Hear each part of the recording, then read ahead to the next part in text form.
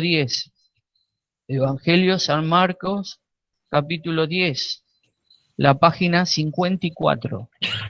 Vamos a leer desde el verso 46 al 52. San Marcos, capítulo 10, verso 46 a 52. Dice así la palabra del Señor. Entonces vienen a Jericó, y saliendo él de Jericó y sus discípulos, y una gran compañía, Bartimeo el ciego, hijo de Timeo, estaba sentado junto al camino mendigando. Y oyendo que era Jesús, el Nazareno, comenzó a dar voces y decir: Jesús, hijo de David, ten misericordia de mí. Y muchos le reñían que callasen, mas él daba mayores voces: Hijo de David, ten misericordia de mí. Entonces Jesús, parándose, mandó a llamarle, y llaman al ciego, diciéndole: ten confianza, levántate, te llama. Él entonces, echando su capa, se levantó y vino a Jesús. Y respondiendo Jesús, le dice: ¿qué quieres que te haga? Y el ciego le dice: Maestro, que cobre la vista. Y Jesús le dijo: ve, tu fe te ha salvado. Y luego cobró la vista y seguía a Jesús en el camino. Ahora le vamos a dar lugar a nuestro hermano Hugo Petersen, que ha de tener el mensaje de la palabra. Buen día, hermanos. Vamos a completar esta lectura con el pasaje paralelo que se encuentra en Lucas 19, en donde se nos da alguna información adicional a este hecho que hemos leído aquí en Marcos. Lucas 18:35 nos dice: y aconteció que acercándose él a Jericó, un ciego estaba sentado junto al camino mendigando, el cual, como oyó la gente que pasaba, preguntó qué era aquello. Y dijéronle que pasaba Jesús Nazareno. Entonces dio voces diciendo: Jesús, hijo de David, ten misericordia de mí. Y los que iban delante le reñían que callase, mas él clamaba mucho más: Hijo de David, ten misericordia de mí. Jesús entonces, parándose, mandó traerle así, y como él llegó le preguntó diciendo: ¿qué quieres que te haga?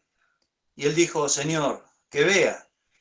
Y Jesús le dijo: ve, tu fe te ha hecho salvo. Y luego vio y le seguía glorificando a Dios, y todo el pueblo, como lo vio, dio a Dios alabanza. Quiera el Señor bendecir esta palabra tan preciosa en nuestros corazones, que tantas veces ha sido de bendición para nosotros.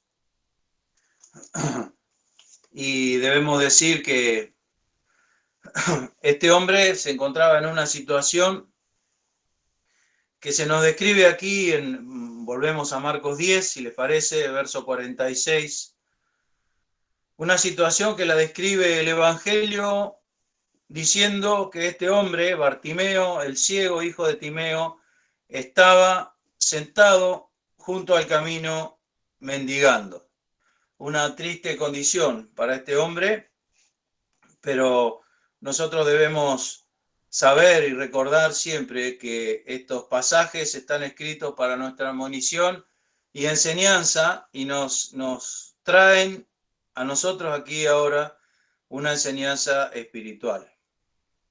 La ceguera física le provocaba esta condición: la inactividad, porque estaba sentado; la imposibilidad de hacer lo que otros hacían, porque estaba junto al camino, el camino por donde pasaban, él no podía transitarlo a menos que recibiera ayuda; y también la pobreza extrema, ya que se nos dice que este hombre mendigaba, o sea que vivía de las sobras, podríamos decir, de los demás, sentado junto al camino mendigando. ¿Qué enseñanza tiene eso para mí? Yo quizá no esté ni sentado, ni esté junto al camino, ni mendigando de forma física, pero muchas veces nuestra condición espiritual es así. Estamos sin visión, sin darnos cuenta que espiritualmente estamos ciegos, y eso nos provoca una inactividad, algo que simplemente no colaboramos, no participamos, nos transformamos en personas sentadas. ¿Cuántas veces pasa eso? ¿Cuántas veces no transitamos por el mismo camino que transitaba el Señor y sus discípulos, sino que estamos junto al camino, al costado? Y eso nos lleva a otra triste condición espiritual, que es transformarnos en mendigos, en pobres que reciben lo que a otros les sobra.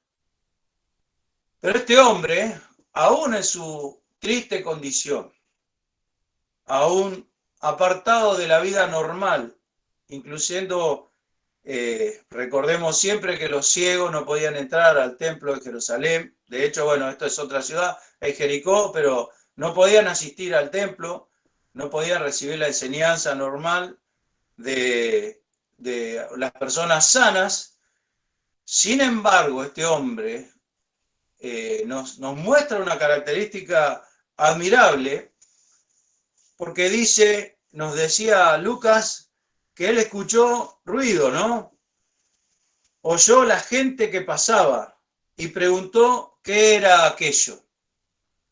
Y podemos preguntar, ¿sabía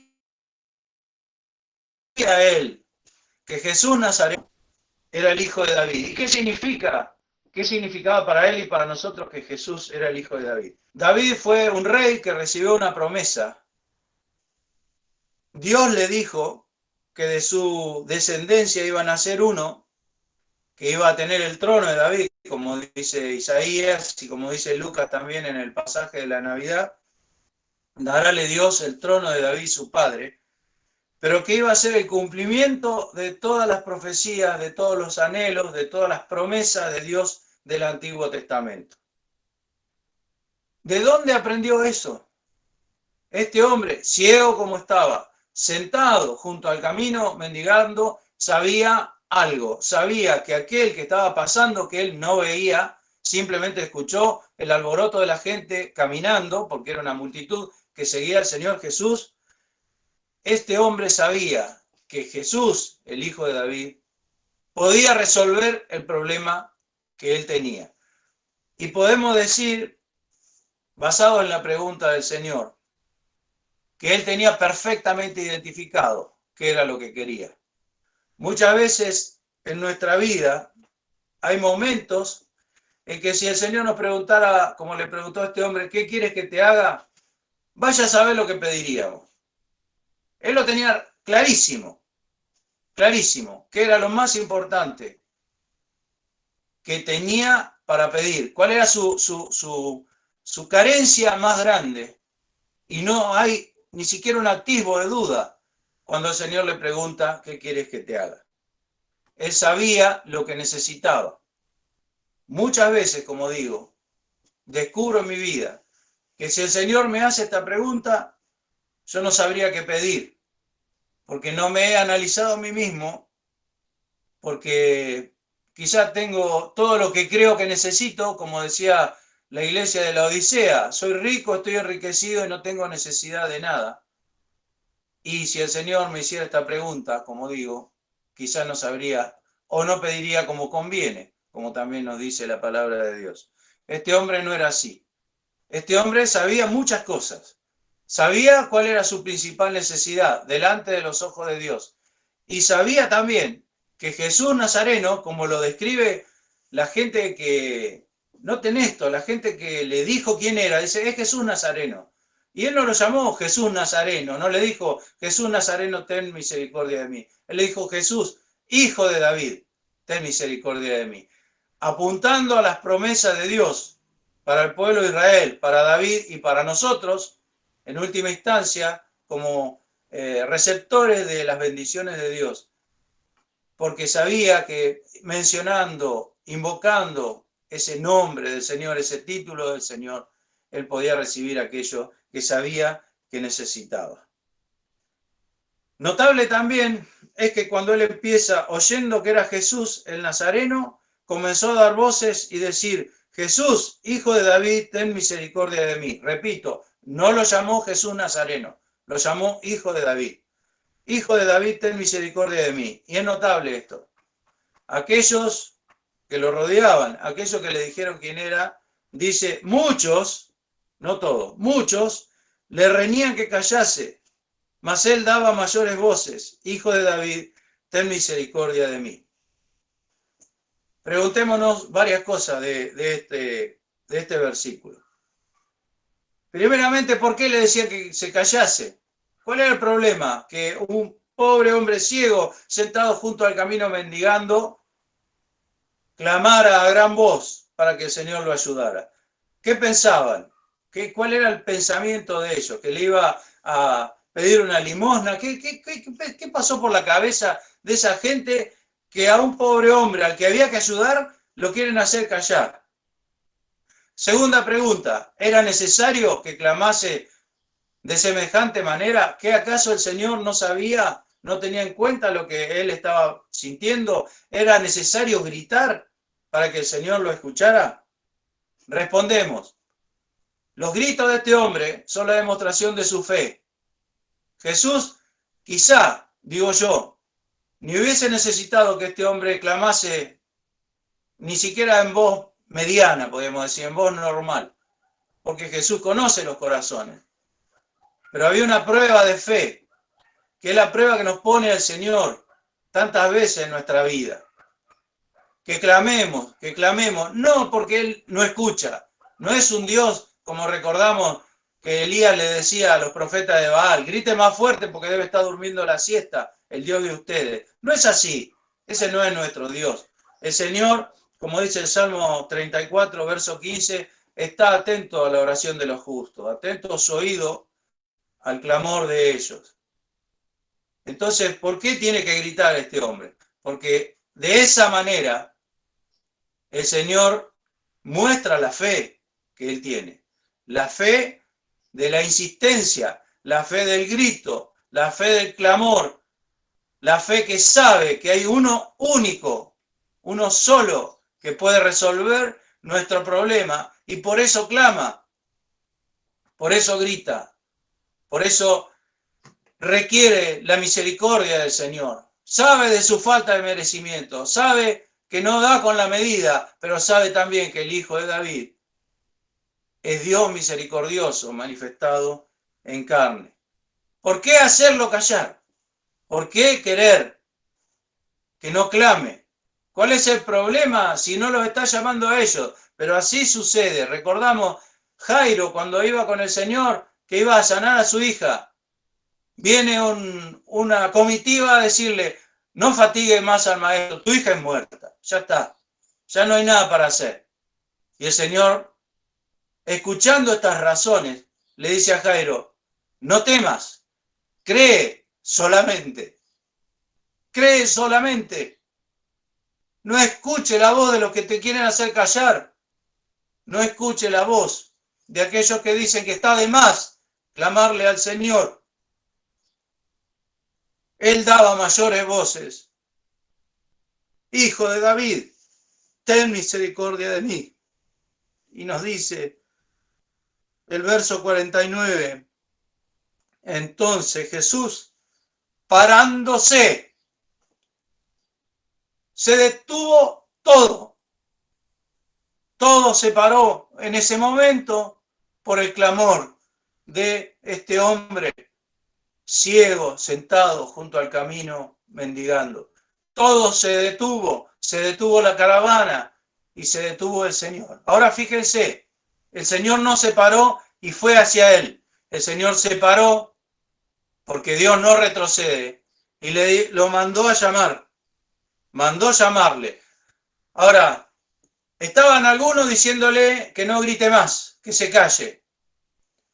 Pero hay una comitiva que va hasta el ciego, desde donde está parado el Señor Jesús, a llamarle de parte del Señor. Hermanos, ¿qué somos nosotros? ¿Cuál de los dos grupos nos identifica? ¿Los que quieren hacer callar o los que dicen, levántate, ten confianza, el Señor te llama?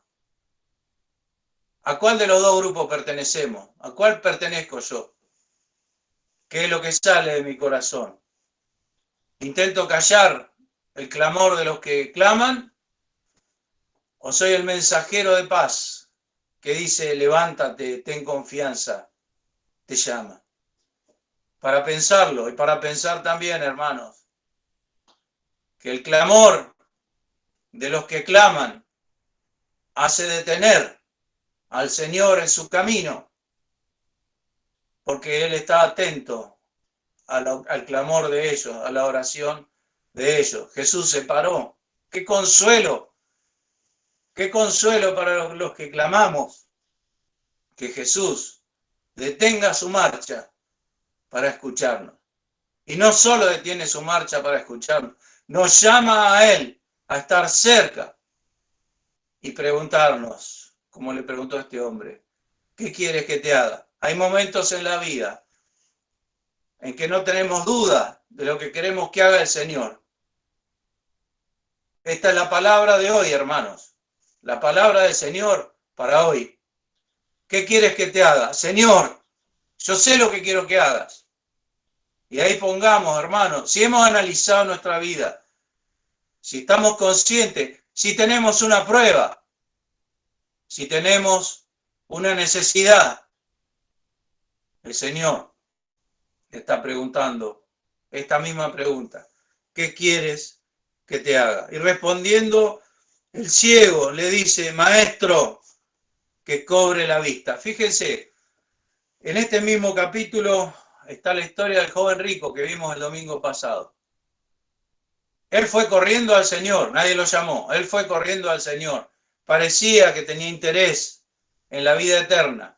Sin embargo, se volvió, se fue triste porque no quiso dejar lo que más amaba, que eran sus riquezas.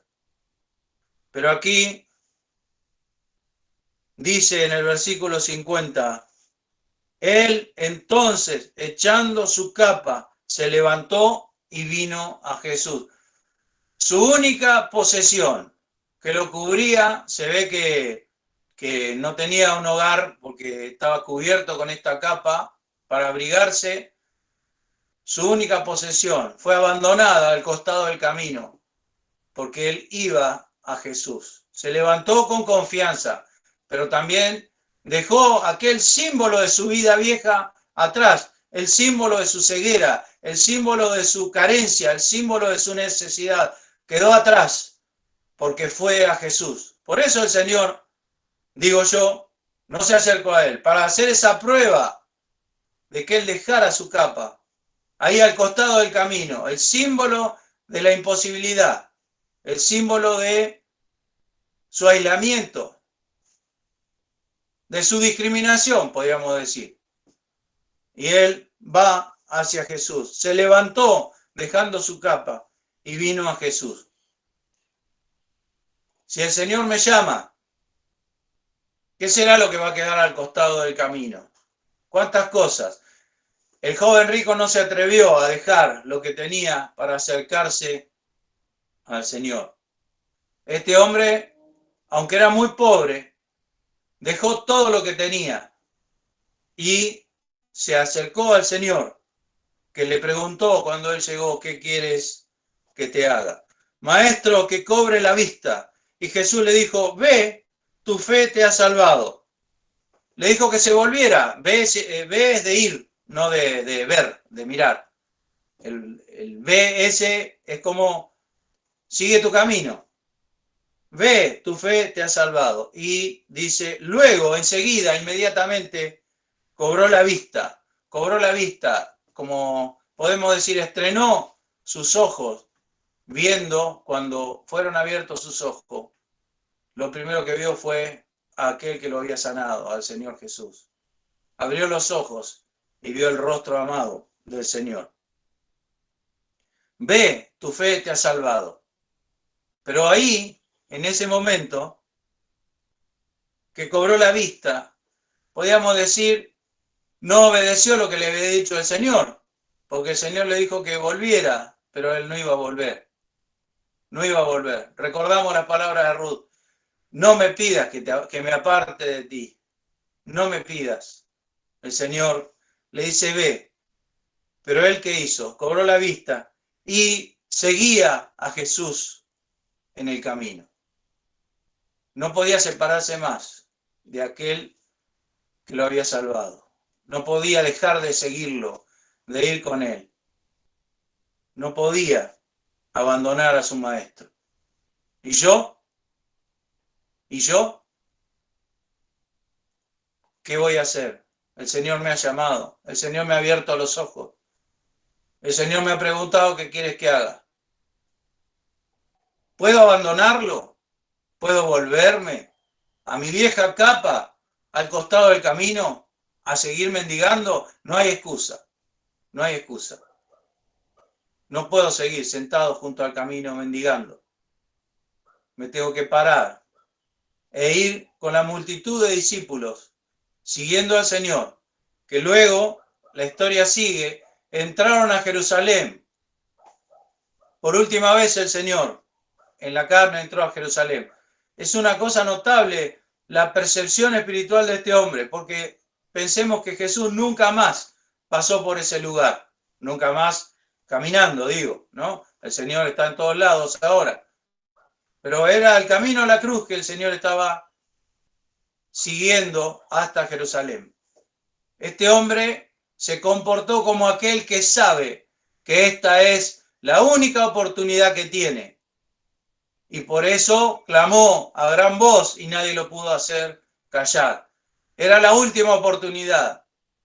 Y él gritó. Y luego que fue sanado, que fue abierto que fueron abiertos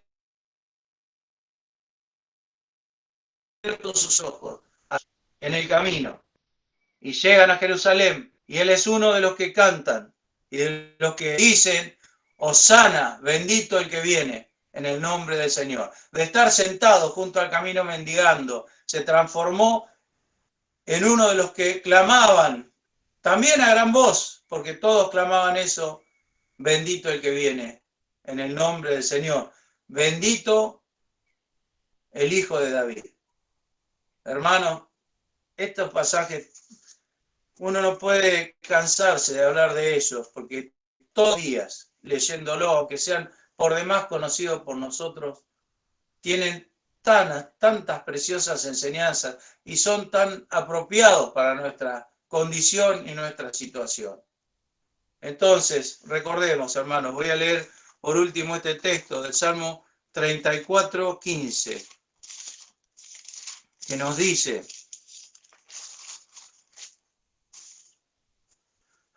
los ojos de Jehová están sobre los justos y atentos sus oídos al clamor de ellos.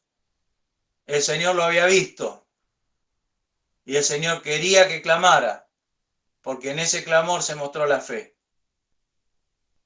Tengamos presente esto. Esto no es de aplicación particular. Esto es un texto de aplicación general que refuerza nuestra fe. El Señor nos está mirando porque hemos sido justificados por su sangre. El Señor nos está mirando y el Señor está atento a nuestro clamor. Y también podemos escuchar en nuestro interior la pregunta del Señor: ¿qué quieres que te haga? ¿Qué quiero yo? ¿Sé mi necesidad delante de Dios? ¿La conozco? Quiere el Señor que no perdamos la fe, yo el primero, que no perdamos la fe.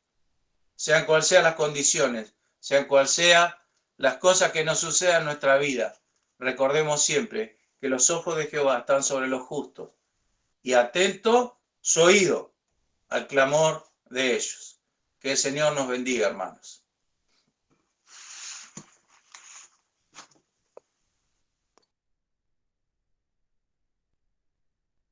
Nuestro hermano